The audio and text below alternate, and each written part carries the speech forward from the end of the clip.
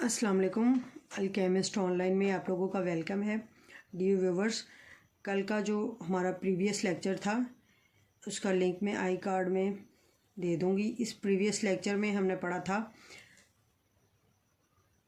कि एटम के एक मोल के अंदर उसका कितना वेट होता है, और जो एटम का हम ग्राम में या मॉलिक्यूल का या फिर फार्मूला यूनिट का जो मैस हम ग्राम में लेते हैं वही उसका gram atomic mass, gram molecular mass या ग्राम फार्मूला मैस कहलाता है।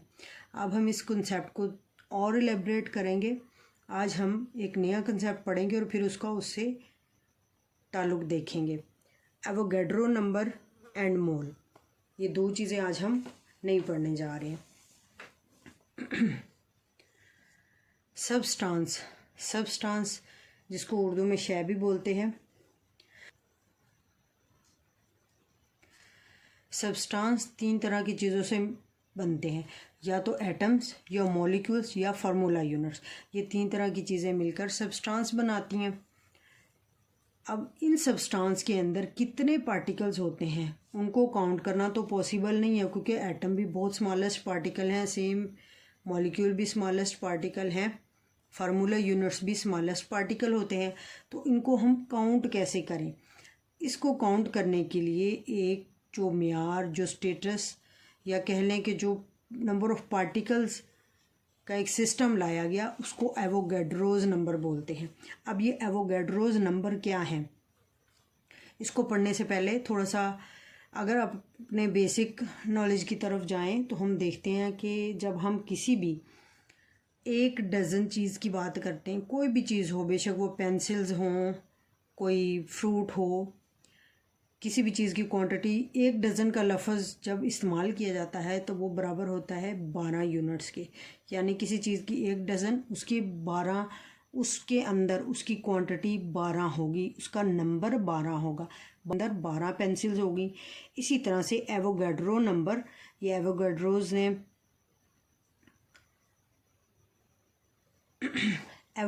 ने इसका कॉन्सेप्ट दिया था, इसीलिए इनके नाम पर इसको एवोगैड्रोज नंबर बोलते हैं। और इसको यूं कहा गया कि 6.02 मल्टीप्लाई बाय 10⁻23 पार्टिकल्स जिस भी चीज़ में होंगे वो उस चीज़ का एवोगैड्रो नंबर होगा।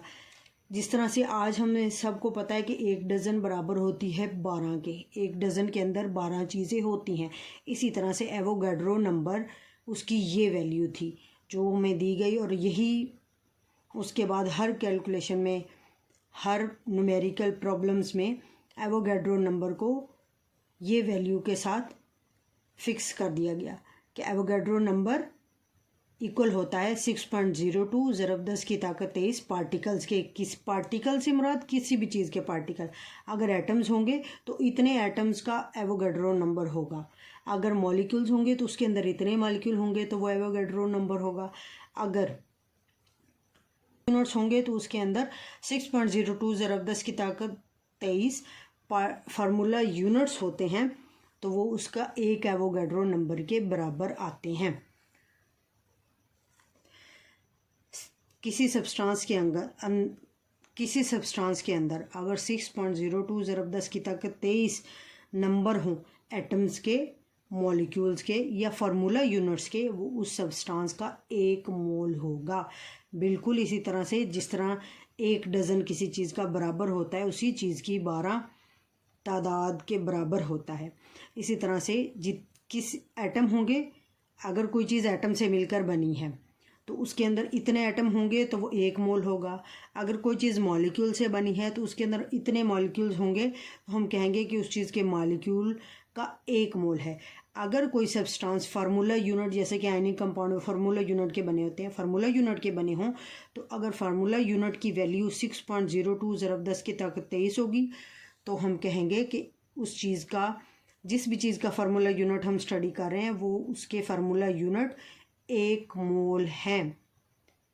यानी कि एवोगैड्रो नंबर जो होता है ये बराबर होता है एक मोल के। 6.02 ज़रब 10 की ताकत 23 इज इक्वल टू 1 मोल।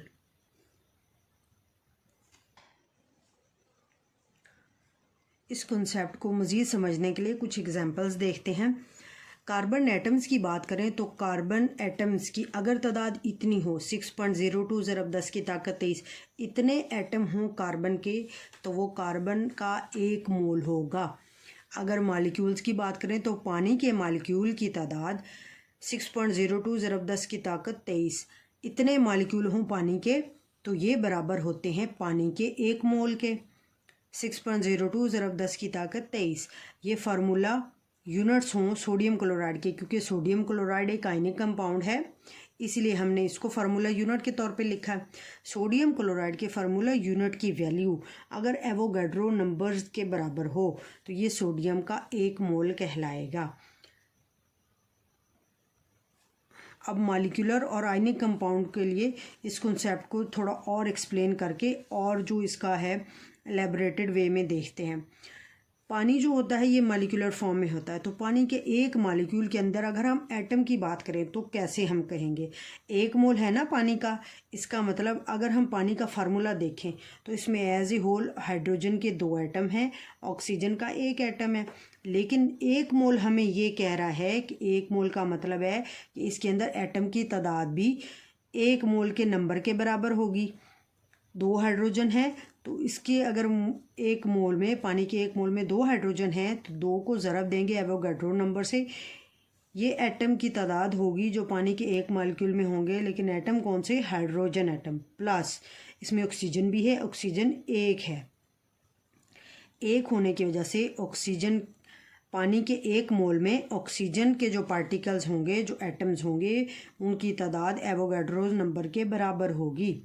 इसी तरह से आयनिक कंपाउंड को देखें जो कि एक सोडियम क्लोराइड है। सोडियम क्लोराइड के एक फार्मूला यूनिट में 1 मोल फार्मूला यूनिट के अंदर क्या होता है सोडियम और क्लोराइड, ये इस तरह से बनता है सोडियम आयन और क्लोराइड आयन, इनका रिएक्शन होकर NaCl बन जाता है। अब सोडियम क्लोराइड के अंदर सोडियम आयन भी होते हैं, क्लोराइड आयन भी होते हैं।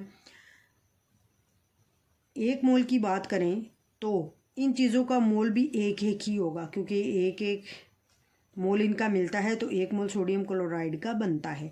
1 मोल मतलब 6.02 ज़रब 10 की ताकत 23 ये पार्टिकल्स की तादाद है।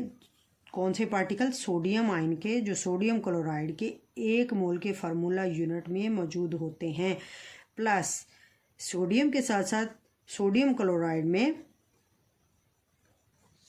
क्लोरीन भी है, तो हम क्लोरीन के भी देख लेते हैं पार्टिकल। क्लोरीन का 1 मोल होता है सोडियम क्लोराइड में, तो इसके 1 मोल मतलब क्लोराइड आयन का 1 मोल होता है सोडियम क्लोराइड में, तो इसका 1 मोल मतलब कि इसमें क्लोराइड सोडियम क्लोराइड के अंदर क्लोराइड आयन के एवोगाड्रोज नंबर या 6.02 मल्टीप्लाई 10⁻23 जो पार्टिकल्स हैं ये मौजूद होते हैं, और इनको हम कहते हैं कि ये 1 मोल की तादाद है।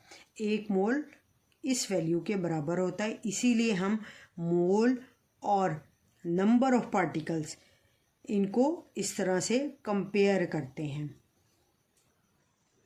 डियर व्यूवर्स, आज हमने देखा कि किसी भी चीज़ के 1 मोल में 6.02 मल्टीप्लाई 10⁻23 पार्टिकल्स होते हैं।